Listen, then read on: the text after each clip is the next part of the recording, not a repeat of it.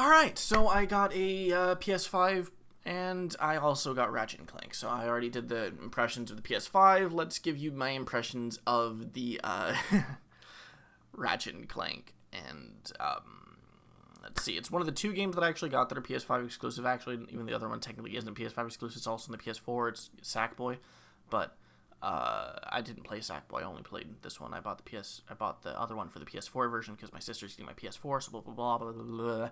That was a bunch of useless information that you didn't need to know. But Ratchet and Clank. Okay, so Ratchet and Clank is it's Ratchet and Clank. It's a furry fucking platformer, and while I enjoy Ratchet and Clank games, I don't really think they're worth $70. And like kind of the conclusion of this video, I want you to take away before anything else, and hopefully you lasted a little more than a minute in, is if you have a PS5, don't buy the game. Wait for it to come to PlayStation Plus, because it inevitably will, probably within the next year.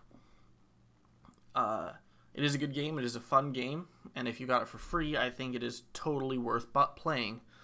But if you didn't, which I didn't, I paid $70 for it. Meh. I enjoy it, but I didn't love it either. So there's that. It was fun. It was a good, I think, 10, 12 hours that I played through for just for the first playthrough, and I took my time on it too. I didn't just rush through the whole game. I went through and I explored the levels until I felt like I couldn't really find anything else. I mean, I imagine there probably were more. There were definitely more things that I didn't find, but until it kind of stopped being a bit too much of a diminishing return, and I went through and explored the levels, played the game. It was a fun game. It was a fun game. It was a if you really want to push it, $30 experience for me. Because, the way I judge games a lot of the time is about $1 per hour of fun. Or not necessarily even fun, of gameplay. And because there's a challenge mode, I imagine I could probably double what I have.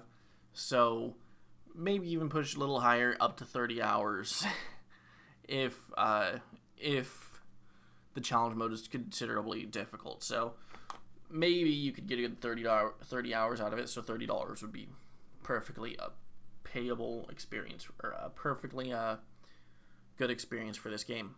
But in this case, it was I spent 12 hours, beat the game the first playthrough, which if you're just one of those guys who just wants to do one playthrough, beat the story, definitely don't buy this unless you get it for free or for under $10.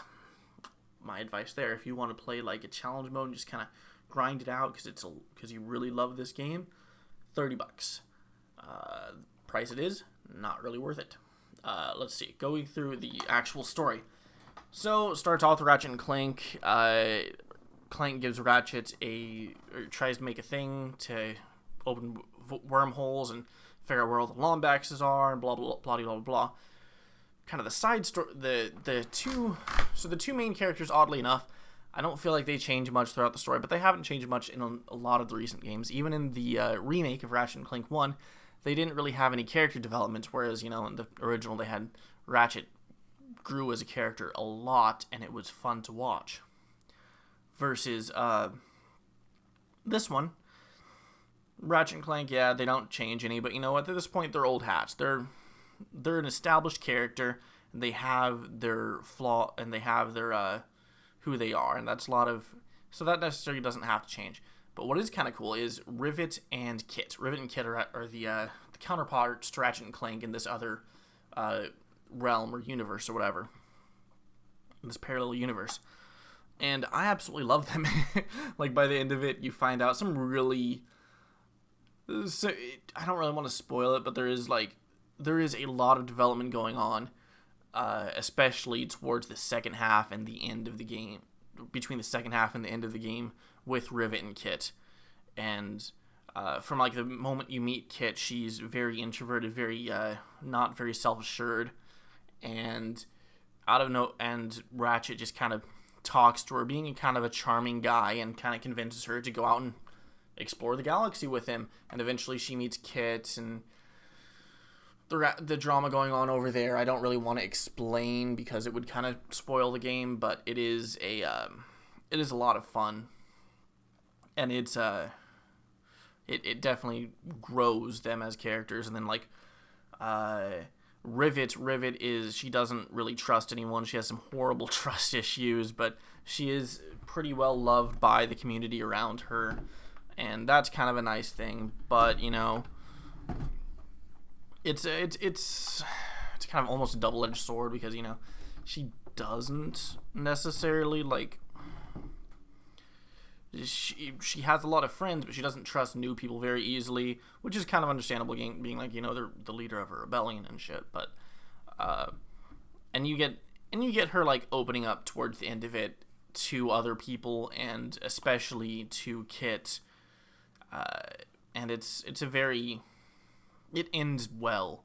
It's actually, the story between Rivet and Kit is well told story, whereas like the actual story itself, the main bad guys and everything, is all right. It's not great, but it's not horrible either, I wouldn't say. Like it's entirely forgettable, but it's fun at the very least. The platforming's fun. The freaking the shooting's fun.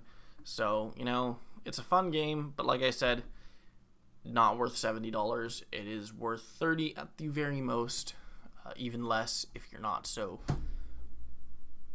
if you have a PS5, wait until it is on PlayStation Plus and get it then. Or wait until there is a massive deal on it, which could be much longer than PlayStation Plus, but we'll see.